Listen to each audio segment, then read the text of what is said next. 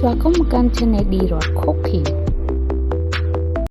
ថ្ងៃនេះ Channel យើងខ្ញុំនឹងបង្ហាញលោកអ្នកពីរបៀបធ្វើញាំស្តៅសាច់ជ្រូក3ជាន់គ្រឿងផ្សំមានសាច់ជ្រូកកំពឹសលីងស្លឹកក្រូចហើយបន្លែមានស្តៅជីថាវត្រសក់ប្រេងប៉ោះការ៉ុតខ្ទឹមស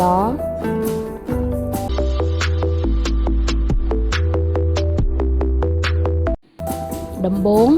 យើងដាក់ស្ងោរសាច់ជ្រូក3ជាន់ជាមួយនឹងស្លឹកក្រូចសើចគល់ក្រៃដាក់ប៊ីចេងស្ករសនិងអំបិលស្ងោរសាច់ជ្រូករហូតដល់តែផុយល្អ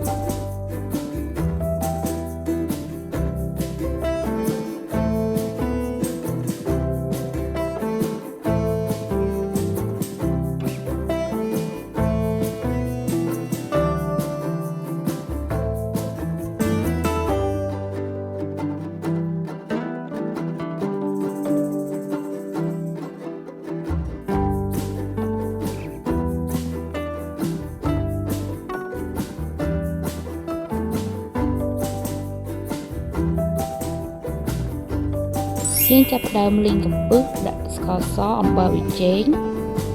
លីងចូលគ្នាឲ្យឆ្អិនល្អ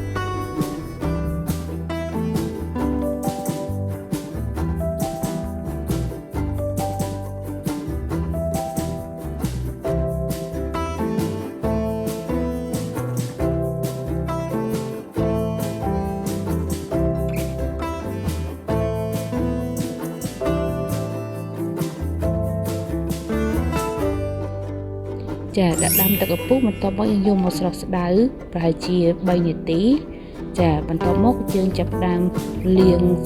ស្រុះរួចហើយយើងចាប់ផ្ដើមលាងស្ដៅនោះជាមួយទឹកត្រជាក់ម្ដងទៀតដើម្បីកាត់បន្ថយភាពល្វីងបងប្អូន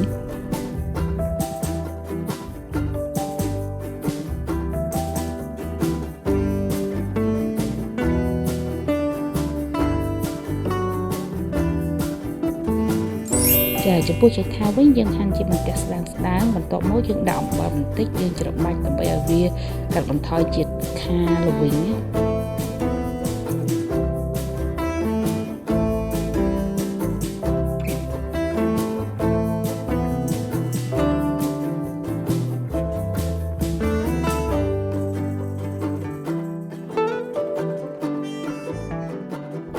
បន្ទាប់ពីយើងច្របាច់វាឲ្យចូលជាតិជាមួយអំបិលហើយបន្ទាប់មកយើងយកទៅលាងទឹកចេញ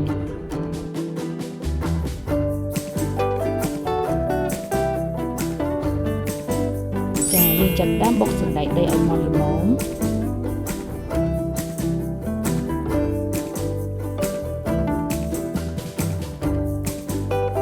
បន្តមកទៀតបុកខ្ទឹមសម្ទេសស្ករសប៊ីចេងចូលគ្នាឲ្យម៉ត់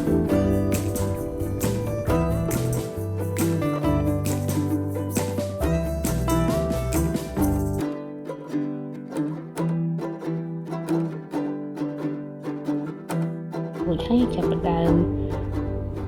ដាក់ការ៉ុតហាន់ឥតចូល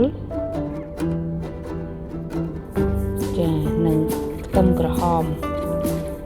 យើងចាប់ផ្ដើមធ្វើទឹកត្រីសម្រាប់លាយជាមួយញាំបងប្អូនលាយចាក់ត្រីចូល3ស្លាបព្រាបាយបន្តមកទៀតយើងចាប់ផ្ដើមដាក់ទឹកអំបិលទុំទឹកអំបិលទុំនេះយើងដាក់ក្រាបទឹកហើយយើងច្របាច់ទៅទឹកវាបងប្អូនយើងកូរវាឲ្យសព្វទៅគ្រឿងផ្សំរបស់យើងបានរៀបចំរួចរាល់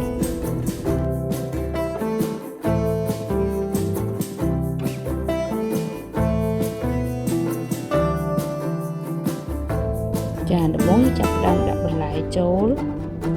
បន្លែយើងវាច្រើនមុខដាក់ចូលទាំងអស់ទៅបងប្អូន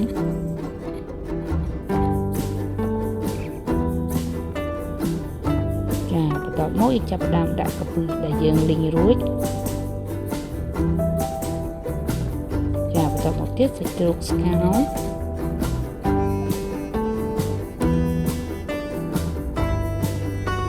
បន្ទាប់មកទៀតចេកថាវ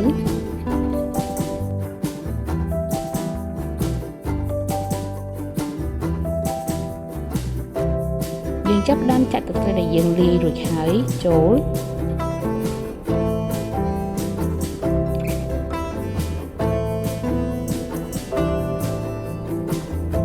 ចាបន្តមកទៀតចុងក្រោយគេគឺយើងដាក់សណ្តែកដី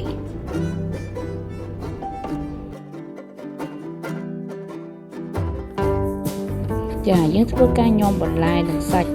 ជាមួយនឹងទឹកត្រីញោមចូលគ្នាឲ្យចូលជាតិល្អចាជាការស្រេច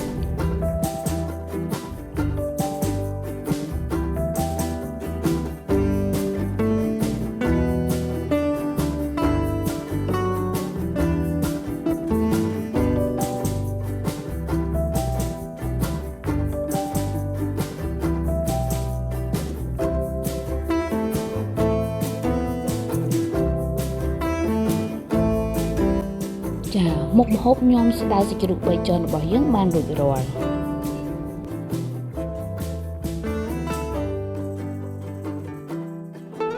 សូមជួយ Subscribe និងសញ្ញារូបកណ្ដឹងដើម្បីទទួលបានវីដេអូថ្មីៗពី Channel យើងខ្ញុំ